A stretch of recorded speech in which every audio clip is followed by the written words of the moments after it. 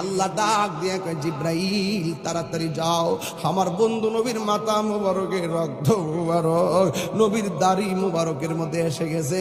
এক ফোঁটা রক্ত মুবারক যদি মাটির মধ্যে পড়ে যায় এই জমিনে আর গাছপালা হবে না। এবার জিব্রাইল আলাইহিস সালাম মাটি রক্ত মুবারকটা হাতে নিলেন। জিব্রাইল আলাইহিস সালাম বলে ইয়া রাসূলুল্লাহ, নবী গো, ও মায়ার নবীজি, আপনি আমারে একটা বার হুকুম দিয়া দেন, কাফের গুলারে আমি পাথরের ভিতরে ঢুকাইয়া দেই। আল্লাহর হাবিব ডাক দিয়া বলছে, হ্যাঁ জিব্রাইল, আমি তো গজবের নবী নয়, আমি নবী হইলাম রাহমাতাল লিল আলামিন।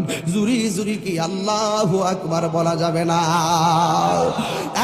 যুবক আর একটা বিয়াদব নবীর দন্ত মুবারকের ভিতরে পাথর মারছে, দুইটা দন্ত মুবারক ভেঙে ফেলাইছে।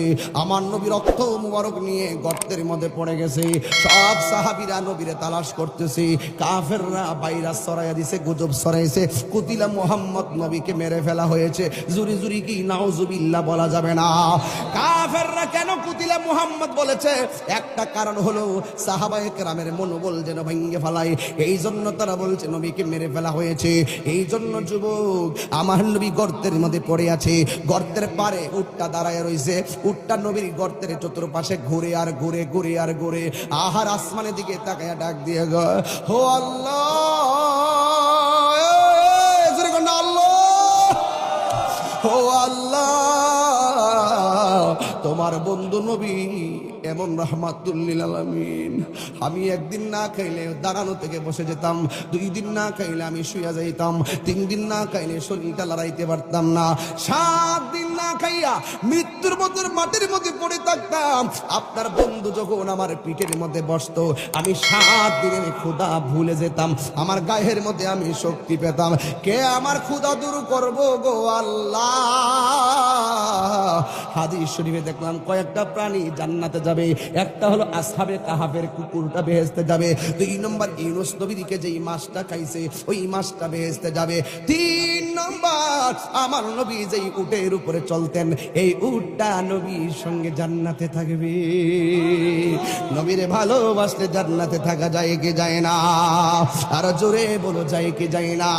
এই জন্য আমার যুবক আমার নবী গর্তে পড়ে আছে, উটটা দেখতেছেন একটা কাফের এত বড় একটা পাথর নবী গর্ত মুবারকের দিকে লাগতেছে। গর্ত মুবারকের মধ্যে যখন লাগতেছে আর ওই গর্ত মুবারকের বরাবর যখন ওই পাথর আসতেছে, উটটা কেমন আমার নবীর পাগল, এত বিশাল বড় পাথরটা গড়ায়া গড়ায় আসতেছে, উটের পা দিয়া এমন জোরে একটা লাথি মারলো, মাঠে মারার পরে পাথরটা উইরা যাইয়া পাহাড়ের ভিতরে ঢুকে গেছে। এই জন্য যুবক ভাইরা একটা সাহাবী দেখতেছে নবীর উট আছে কিন্তু নবী নাই, ধারণা করছে নবী এখানেই থাকবে, দৌড়াইয়া যাইয়া দেখে আমার নবী গর্তের মধ্যে পড়ে আছে, দন্ত মুবারক দিয়া রক্ত মুবারক বের হচ্ছে। সাহাবী বালু দিয়া রক্ত মুবারক বন্ধ করতে গেল কিন্তু রক্ত মুবারক বন্ধ হয় না। আমার দেশের ভিতরে এরি ক্ষেত আছে না নাই? সেলো মেশিন লাগাইলে ড্রেন দিয়া পানি যায় কি যায় না? ওই সাহাবী নবীর দন্ত মুবারকের গোড়ায় জিহ্বাটার ভাঙ্গা দিয়া ড্রেনের মতন লাগাইয়া দিছে। যত রক্ত মুবারক আসতেছে সব মালিক ইবনে সিনান পান কইরা ফলাইতেছে। আমার নবী একটু পরে যখন হুঁশ আসলো গো, আমার নবী ডাক দিয়া কহে, মালিক ইবনে সিনান তুমি এখানে কি করো? ইয়া রাসূলুল্লাহ, কাফেররা বলছে আপনি মারা গেছেন, কিন্তু আয়েশা দেখছি আপনি পড়ে আছেন, আপনি উম্মতের জন্য কাঁদতেছেন, দন্ত মুবারক দিয়া রক্ত মুবারক ঝরতেছে, আমি কি করব? কোনোভাবেই রক্ত মুবারক বন্ধ হয় না, আমি জিহ্বা দিয়া টাইনা টাইনা আপনার রক্ত মুবারক পান কইরা ফেলাইছি। আমার নবী ডাক দিয়া কয়, মালিক, আল্লাহ পরিচিত হবে, মালিক ইবনে সিনান গো,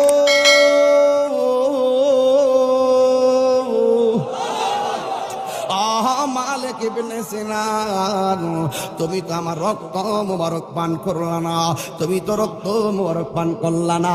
যেই পেটের ভিতরে রাহমাতুল লিল আলামিনের রক্ত মুবারক ঢুকেছে এই দেহের জন্য আল্লাহর জাহান্নাম হারাম হয়ে গেছে। আর জোরে জোরে কন্যা আল্লাহু আকবার। ওরে অন্তরে লাই গাছায় আগুন, পানি দিলে নিবে না জ্বালা জোড়ায় না, জ্বালা জো রহে না